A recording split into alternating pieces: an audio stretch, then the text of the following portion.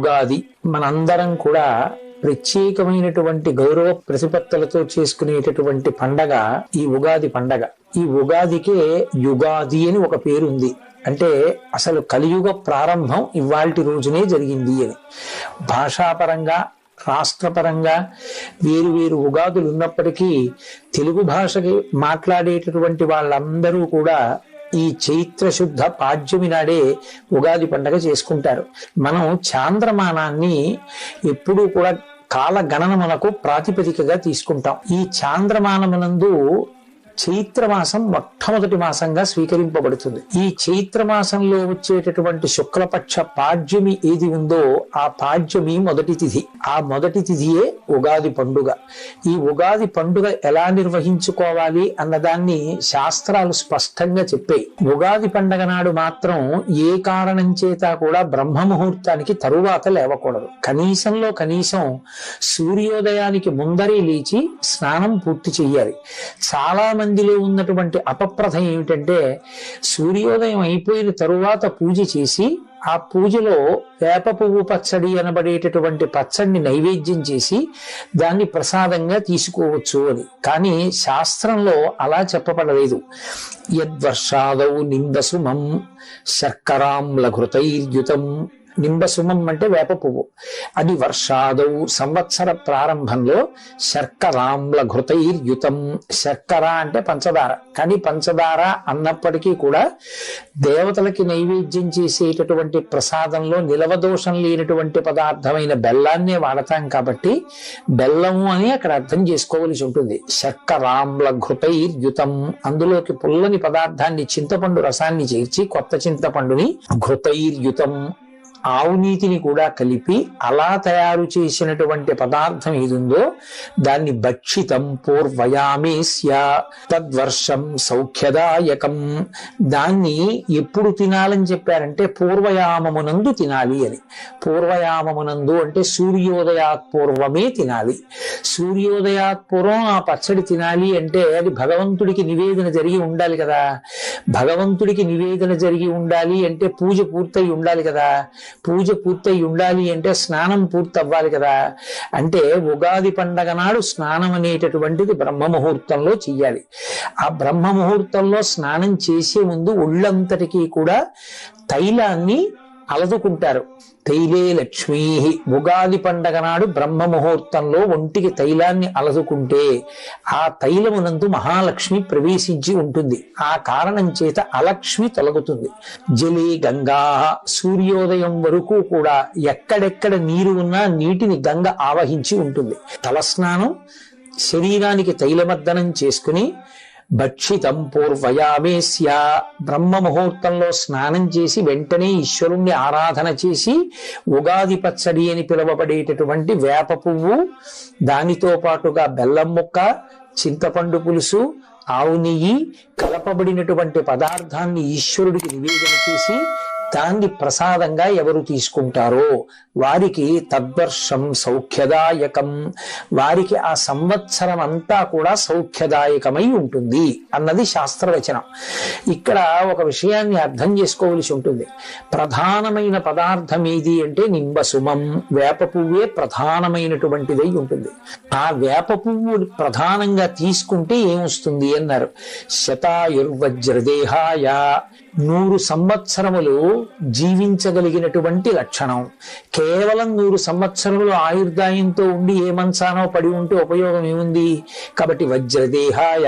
ఆరోగ్యంతో ఉండి తాను ఏ సంకల్పం చేశాడో ఏ కార్యం చెయ్యాలనుకుంటున్నాడో అటు భగవత్పరమైనటువంటి సమాజ అభ్యుదయము కొరకు చెయ్యాలనుకున్నటువంటి కార్యములను చేయగలిగినటువంటి సమర్థత శరీరమునందు నిలబడి దాని వలన వజ్రదేహాయ సర్వసంపత్ ప్రదాయచ.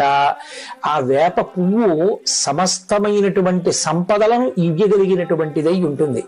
దానితో పాటుగా అది అరిష్ట నివారాయ.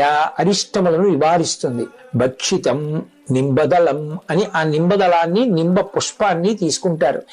ఈ నింబ అన్న మాటకి ఇంత ప్రఖ్యాతి వేప పువ్వుకి ఎందుకు ఇంత గొప్పతనం వచ్చింది అని పరిశీలనం చేసినప్పుడు మనకు ఒక విషయం అవగతం అవుతుంది. అమరకోశంలో నింబ అన్న మాటని మహానుభావుడు వ్యాఖ్యానం చేశాడు.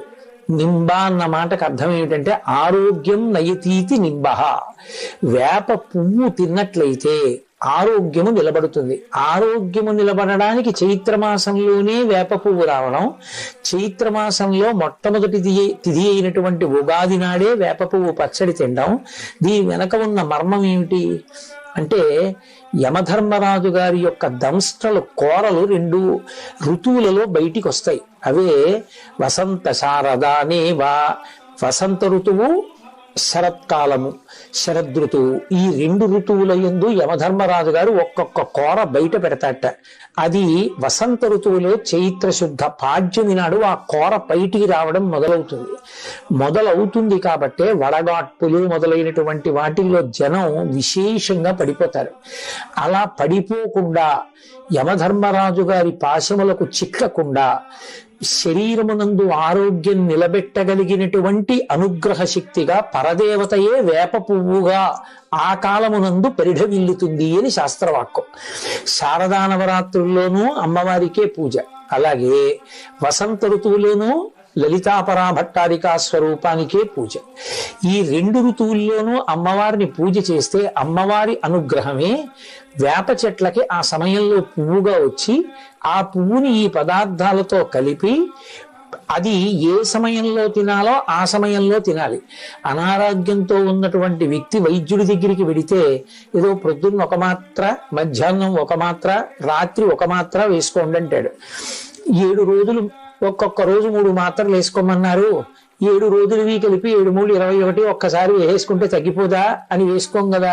అలాగే ఆయన చెప్పినట్లు వేసుకున్నట్లే శాస్త్రకారుడు చెప్పినట్టే ఆ ప్రసాదాన్ని తీసుకోవాలి. అందుకే భక్షితం పూర్వయామేస్య, ఎవరు బ్రహ్మ ముహూర్తంలో స్నానం చేసి వేప పువ్వు పచ్చడి తింటారో ఈశ్వర ప్రసాదంగా, అటువంటి వారందరికీ కూడా పరదేవతానుగ్రహంగా ఆరోగ్యము సిద్ధిస్తుంది. ఆరోగ్యము అంటే యమధర్మరాజు గారి యొక్క కోర బయటికి వచ్చిన కారణం చేత విస్తరించినటువంటి ఉపద్రవ స్వరూపమైనటువంటి భయంకరమైన వ్యాధులను తట్టుకోగలిగినటువంటి శక్తి వస్తుంది. అందుకే సాధారణంగా చైత్రమాసం నుంచి లోకంలో అతిసార వ్యాధి వంటి వ్యాధులు ప్రబలిపోతాయి. అవన్నీ అంటు వ్యాధులు, కళ్ళకలకలు రావడం, అతిసార వ్యాధి రావడం, అమ్మవారు అన్న పేరుతోటి చర్మ సంబంధమైనటువంటి వ్యాధులు రావడం, ఒంటి మీద మచ్చలు పైకి తేలడం, ఇవన్నీ అంటువ్యాధులై చాలా తేలిగ్గా ఒకరి నుంచి ఒకరికి సంక్రమించడం జరుగుతూ ఉంటుంది. వీటికి నివారణగా శాస్త్రం ఏం చెప్పిందంటే, కార్తీక మాసంలో శరత్కాలం నడుస్తున్నప్పుడు ఉసిరి చెట్టుని ఆశ్రయించి ఉంటుంది. అదే వసంత ఋతువు ప్రారంభమైనప్పుడు చైత్రమాసంలో వేప పువ్వుని ఆశ్రయించి ఉంటుంది. వేప పువ్వుగా అమ్మవారు ఉంటుంది. అందుకే ఆ ప్రసాదాన్ని స్వీకరిస్తాం, దేహారోగ్యం నిలబడుతుంది. ఇక 2, అటువంటి ప్రసాదాన్ని స్వీకరించినప్పుడు అందులో షడ్రుచులు కలగలిసిపోయి ఉంటాయి. జీవితం అనేటటువంటిది కేవలం సుఖాలు, కేవలం దుఃఖాలు అనుభవించడానికి వచ్చింది కాదు. కేవలం సుఖాలు అనుభవించాలి అంటే ఇక్కడ ఉండరు, దేవతగా ఉంటారు. కేవలం దుఃఖమే అనుభవించాలి అంటే ఇక్కడ ఉండరు, ఏ మర్త్యలోకంలోనూ ఉంటారు. సుఖము దుఃఖము 2 కూడా అనుభవించాలి అంటే మనుష్య శరీరంలోకి వస్తాడు. సుఖ దుఃఖములు 2 అనుభవిస్తున్నప్పుడు ఒకసారి పొంగు ఒకసారి కుంగు రాకుండా తుల్య నిందా స్తుతిర్మౌని సంతుష్టో ఏనకేనచిత్ అనికేత స్థిరమతి భక్తిమాన్ మే ప్రియో నరః అంటాడు గీతాచార్యుడు. సమమైనటువంటి స్థితిలో ఉండి పొంగు కుంగు లేకుండా ఏదైనా భగవంతుని యొక్క అనుగ్రహంగా అనుభవించగలిగినటువంటి అధ్యవసాయంతో కూడిన బుద్ధిని పొంది ఉండాలి అంటే ఈ రుచులతో కూడిన ప్రసాదాన్ని భగవంతుని యొక్క అనుగ్రహంగా తీసుకున్నప్పుడు అందులో రుచి చూడం, ప్రసాదం అని దాన్ని నోట్లో వేసుకుంటాం. ఏదో చిన్న కష్టం రావచ్చు ఆ సంవత్సరంలో, ఆ చిన్న కష్టం వచ్చినంత మాత్రాన పరమేశ్వరుడు నాకు ఈ కష్టాన్ని ఇచ్చాడు అనేటటువంటి బాధ చేత ఈశ్వరుని యొక్క స్మరణ విడిచిపెట్టకూడదు, ఆయన పాదములను విడిచిపెట్టకూడదు. ఆ భక్తి అలాగే నిలబడి ఉండాలి. ఏ జన్మలో చేసిన పాపమో ఈ కష్టం రూపంతో పోయింది కాబట్టి ఇప్పుడు ఒక అనుభవం వచ్చింది నాకు, ఆయన పాదముల యందు విస్మృతి కలగనంత కాలం మనం హాయిగా పరమేశ్వరుడి చేత నిరంతరము రక్షింపబడుతుంటాం. అదిగో ఆ బుద్ధి కలగాలి అని కోరుకోవడమే ఆ ప్రసాదం స్వీకరించడంలో ఉన్నటువంటి ప్రధానమైనటువంటి మర్మం. ఇప్పుడు ఆ ప్రసాదాన్ని స్వీకరించి ఆ రోజున తప్పకుండా దేవాలయ దర్శనం చెయ్యమని చెప్తున్నాయి శాస్త్రాలు. కాబట్టి ఆ దేవాలయ ప్రాంగణానికి చేరుకుని ప్రదక్షిణం చేసి పరమేశ్వరుడికి నమస్కరించి ఆయన యొక్క అనుగ్రహానికి పాత్రులు కావాలి. 3 పంచాంగ శ్రవణం చేస్తారు. పంచాంగము అంటే 5 అంగములతో కూడుకున్నది అని. తిథి, వారము, నక్షత్రము, కరణము, యోగము అనబడేటటువంటి 5 అంగములు కలిగినది కాబట్టి దానిని పంచాంగము అని పిలుస్తారు. ఇంగ్లీష్ క్యాలెండర్ ఉందనుకోండి, ఏదో ఒక డేట్ మాత్రమే ఉంటుంది. ఆ డేట్ ఒక్కటి చూసి ఈ పని చెయ్యాలా ఈ పని చేయకూడదా అంటే ఏం తెలుస్తుంది? ఏం తెలియదు. కానీ సనాతన ధర్మమునందు జ్యోతిష శాస్త్రము వేదమునకు ఉపాంగము. అది విరాట్ పురుషుడికి నేత్రస్థానమై ఉంటుంది. జ్యోతిషము కన్ను కనుక రాబో కాలంలో జరగబోయేటటువంటి విశేషాల్ని, గ్రహముల యొక్క కదలికలని లెక్క కట్టడానికి అనువైనటువంటి ప్రజ్ఞని సంతరింపచేశారు భారతీయ ఋషులు. అందుకే గ్రహణం ఎప్పుడు వస్తుందో, ఎన్ని గంటలకు పట్టుకుంటుందో, మధ్యకాలం ఏదో, దట్టంగా ఎప్పుడు ఉంటుందో, ఎప్పుడు విడిచిపెడుతుందో కూడా పంచాంగ కర్తలు నిర్ణయం చేయగలుగుతున్నారు. అంటే ఇతర దేశాల్లో ఈ గ్రహణం గురించి పరిశోధనలు జరిగే నాటికే మన భారతీయ ఋషులు పంచాంగాలలో గ్రహణాన్ని లెక్క కట్టగలిగారు అంటే వారి దార్శనికత అర్థం చేసుకోవచ్చు. లెక్క కట్టి మనకి చెప్తారు. ఆ లెక్క కట్టి చెప్పినప్పుడు తప్పకుండా వెళ్ళి ఉగాది నాడు పంచాంగ శ్రవణం చెయ్యాలి. ఉగాది పండగ వచ్చే పర్యంతము కొత్త పంచాంగాన్ని చదవకూడదు. ఏదో ముహూర్తాదులు పెట్టేటటువంటి పండితులు తప్ప సామాన్యులు పంచాంగాన్ని చదవకూడదు. ఒక్క ఉగాది నాడు తను పంచాంగం చదువుకోవడం కాదు, పంచాంగ శ్రవణం చెయ్యాలి. పంచాంగ పఠనము జ్యోతిష శాస్త్రమునందు విజ్ఞానము కలిగినటువంటి పెద్దలు దేవాలయ ప్రాంగణంలో చేస్తారు. అక్కడికి వెళ్ళి కూర్చుని వింటారు. పంచాంగము అంటే తిథి, వారము, నక్షత్రము, కరణము, యోగము అని మనవి చేశారు. తిథి అంటే కేవలం తేదీ కాదు. మనకి శుక్లపక్షమునందు 15, కృష్ణపక్షమునందు 15 తిథులుంటాయి. పాడ్యము నుండి మొదలుపెట్టి పౌర్ణమి, అమావాస్య వరకు. ఆయా తిథులకు మళ్ళీ ఒక లక్షణం ఉంటుంది. శుక్లపక్షంలో వచ్చేటటువంటి తిథులలో ఏ తిథి నాడు ఏ పని చెయ్యవచ్చు, ఏ పని చెయ్యకూడదు, ఆ పని ఆ తిథి నాడు చేస్తే ఆ తిథికి ఒక అధిష్టాన దైవం ఉంటారు. ఆ అధిష్టాన దైవము యొక్క అనుగ్రహము కలిసి వస్తే ఆ పని చక్కగా పూర్తవుతుంది. పురుష ప్రయత్నానికి ఈశ్వరానుగ్రహం తోడుగా రావాలి. కచ్చిత్ పురుషకారంచ దైవంచ పరిపశ్యతే అంటుంది సీతమ్మ తల్లి. ఈ పురుషకారానికి ప్రయత్నానికి పక్కన ఈ ఈశ్వరుని యొక్క అనుగ్రహం కూడా కలుగుతోందా? ఆ రెండు కలిస్తేనే కదా రాముడు గెలుస్తాడు అంటుంది. అందుకని ఈశ్వరుడి కృప ఏ తిథి నాడు మనకి బాగా ప్రసరించడానికి అవకాశం ఉందో తెలుసుకుని మంచి పని చేయడానికి తిథులు వినాలి. 2 వారము. వారము ఏ రోజు సూర్యోదయానికి ఏ హోర ఉందో ఆ హోర పేరు మీదే ఆ వారం ఉంటుంది. ఆదివారం సూర్యోదయ కాలానికి సూర్య సంబంధమైన హోర నడుస్తుంది. అందుకే దానికి ఆదివారమో భానువారమో అని పేరు. భానుడు అంటే సూర్యుడు. అంటే ఆదివారం నాడు సూర్య సంబంధమైనటువంటి విశేషాన్ని దేన్నైనా నిర్వర్తిస్తే సూర్యానుగ్రహానికి విశేషంగా పాత్రులు కావచ్చని, సూర్య ప్రకాశము కలిగి సూర్య తేజము చేత ప్రచోదనము పొందినటువంటి హోరతో ఉన్నటువంటి ప్రారంభమైనటువంటి రోజు కనుక. అలా సూర్యోదయం వేల్టికి ఏ తిథి ఉందో, ఏ హోర ఉందో, ఏ పని చెయ్యొచ్చో ఏ పని చెయ్యకూడదో హోరాశాస్త్రం చెప్తుంది. అలాగే తిథి, వారము, నక్షత్రము. మనకి 27 నక్షత్రాలు. ఎంతమంది పుట్టనివ్వండి ఈ 27 నక్షత్రాల్లోనే పుట్టాలి. పుట్టుకకి మరణానికి నక్షత్రాన్ని ప్రధానంగా చూస్తారు. 27 నక్షత్రాలకి ఒక్కొక్క దానికి 4 పాదాలు. 27 × 4 108 పాదాలు. అందుకే భగవంతుడికి సంబంధించిన అష్టోత్తర శతనామ స్తోత్రాలన్నీ 108 నామాలతోటే ఉంటాయి. ఉంటే 108, లేకపోతే 1000. ఎందుకని అంటే 108 పాదములలో పుట్టినటువంటి 2 పాదములు 4 పాదములు కలిగినటువంటి సమస్త ప్రాణులు సుఖంగా ఉండాలని కోరుకుంటాం. ఏ నక్షత్రంలో ఏ పాదంలో ఏ పని చెయ్యొచ్చు ఏ పని చెయ్యకూడదు అన్నది పంచాంగంలో చెప్పబడి ఉంటుంది. ఆ నక్షత్ర శాస్త్రాన్ని బట్టి విద్యుక్త ధర్మాన్ని నిర్వర్తించాలి. ఇక కరణము, కరణములు స్థిరకరణములు చరకరణములు అని ఉంటాయి. 7 చరకరణములు, 4 స్థిరకరణములు. ఏ కరణమునందు ఏ పని చెయ్యొచ్చో, ఏ పని ఎప్పుడు చేస్తే ఈశ్వరుని యొక్క కృప దానికి కలిసి సఫలీకృతుడవుతాడో ఆ కరణమునందు చెప్తారు. అందుకని ఈ 5టితో కూడుకున్నటువంటిది పంచాంగం. ఆ పంచాంగాన్ని ఒక్క ఉగాది పండగ నాడు మాత్రమే వినాలి. అది సాధ్యమైనంత వరకు దేవాలయ ప్రాంగణంలో చక్కగా పండితులైనటువంటి వారు పంచాంగ పఠనం చేస్తూ ఉండగా వింటే దాని వలన 2 ప్రయోజనాలు కలుగుతాయి. ఒకటి, ఈ కాలమునందు గ్రహముల యొక్క ఆనుకూల్యత మనకు ఎలా ఉంది, ఏ పని చెయ్యొచ్చు, ఏ పని చెయ్యకూడదు. పంచాంగంలో చెప్పబడిన విధంగా మనం తెరచాపని మార్చుకుంటే జీవితం భద్రంగా ప్రయాణం చేస్తుంది. ఇప్పుడు ఎవరో కొంతమంది ఏలినాటి శనిలో ఉన్నటువంటి వాళ్ళు మొదలైన వారు ఉంటారు. నేను మీతో ఒక మాట చెప్తాను, బాగా జ్ఞాపకం ఉంచుకోండి. ఎవరు పరమేశ్వరుని యొక్క పాదములను గట్టిగా పట్టుకుని పూజ చేస్తారో వాళ్ళ జోలికి శనీశ్వరుడు కూడా వెళ్ళి బాధ పెట్టాడు. కానీ కర్మ ఫలితం పోవాలి కదూ. బాధ పెట్టడం అన్నది నిష్కారణంగా అనేక ఊళ్ళు తిరగవలసిన వాడు ఈ చక్కటి తీర్థయాత్రలు చేసి ఎన్నో దేవాలయాలు దర్శనం చేస్తాడు. ఇటు బాధపడవలసినటువంటి వాడు సంతోషకరంగా భగవత్ సేవలో తరించిపోతాడు. ఎప్పుడు ఆ శనీశ్వరుడికి ఆదేశం వస్తుంది గ్రహానికి, ఆయనని బాధ పెట్టవద్దు సుమా, నువ్వు గ్రహంగా ఆయనని ఎంతవరకు క్లేశాన్ని కల్పించాలనుకుంటున్నావో అది ఒక్కటే కల్పించు, కానీ ఆయన మనసు ప్రహృష్టంగా ఉండకుండా మాత్రం పాడు చేయడానికి వీల్లేదు.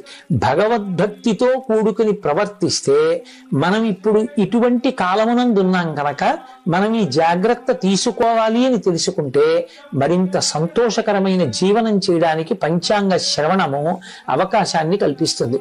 సంవత్సర కాలంలో మన ఆదాయ వ్యయాలు ఎలా ఉంటాయి, రాజపూజ్యమో అవమానమో ఎలా ఉంటుంది, గ్రహగతులు ఎలా ఉంటాయి, భార్యా బిడ్డలు ఎలా ఉంటారు, బహుశః గ్రహముల యొక్క ప్రభావం చేత మనకి క్లేశం కలిగేటటువంటి కాలం ఎప్పుడు ఉండొచ్చు, మనం ఏ దేవతల ఆరాధన విశేషంగా చెయ్యవలసి రావచ్చు, వీటి గురించి ఒక అవకాశాన్ని ఏర్పాటు చేసుకుంటే ప్రమాదకరమైన వ్యాధి రాకుండా ముందుగానే వ్యాధి నిరోధక టీకా వేయించుకున్న వాడిగా భగవంతుణ్ణి అర్చన చేసి ఆ ప్రమాదానికి మనం గురి కాకుండా మనని మనం రక్షించుకోవడానికి అటువంటి అవకాశం కలుగుతుంది. అందుకే పంచాంగ శ్రవణం తప్పకుండా చేస్తారు. ఉగాది వచ్చినప్పుడు మనిషి తప్పకుండా జ్ఞాపకం చేసుకోవలసిన విషయం ఒకటి ఉంటుంది అని పెద్దలు చెప్తారు. ఒక సంవత్సరం గడిచిపోయింది అంటే ఆయుర్దాయంలో ఒక ప్రధానమైనటువంటి ఘట్టం పూర్తయిపోయింది. కాలము మాత్రం ఇంకా తిరిగి రాదు. ఉగాది పండుగ నాడు తప్పకుండా ఎవరికి వారు చేసుకోవలసిన హెచ్చరిక అంటూ ఏదైనా ఉంటే కాలము యొక్క విలువను గూర్చి మాత్రమే. కాల కలయతామహం అంటాడు కృష్ణుడు భగవద్గీతలో. ఆయన కాలస్వరూపుడు అయి లెక్క కడతాడు. కాలము యొక్క విలువ తెలుసుకుని మనం జీవుడిగా ఇవాళ ఈ శరీరంలో ఉన్నాం, కానీ వేరొక శరీరాన్ని పొందినప్పుడు కూడా సుఖం పొందాలి అంటే కేవలం పరమేశ్వరుని యొక్క భక్తి మాత్రమే కాపాడుతుంది. కాబట్టి కాలాన్ని దుర్వినియోగం చేసుకోకుండా దాన్ని సద్వినియోగం చేసుకునేటటువంటి ప్రయత్నం చెయ్యాలనేటటువంటి ఆంతరమైన హెచ్చరిక ఈ కాలాంతర్గతమైనటువంటి కాల సంబంధమైన పండగ కాబట్టి ఉగాది యందు నిర్దేశింపబడుతుంది. ఇక ఈ ఉగాది పండగకి సంబంధించి ఇంకొక గొప్ప విశేషం ఉంది. ఈ ఉగాది వసంత ఋతువు ప్రారంభం. ఈ వసంత ఋతువులో చైత్ర శుక్ల పాడ్యమి నాడు ప్రారంభం. ఈ పాడ్యమి నుంచి 9 రోజుల పాటు నవరాత్రులను నిర్వహిస్తారు. వాటిని వసంత నవరాత్రులు అని పిలుస్తారు. వసంత ఋతువు పైకి చాలా అందంగా ఉంటుంది.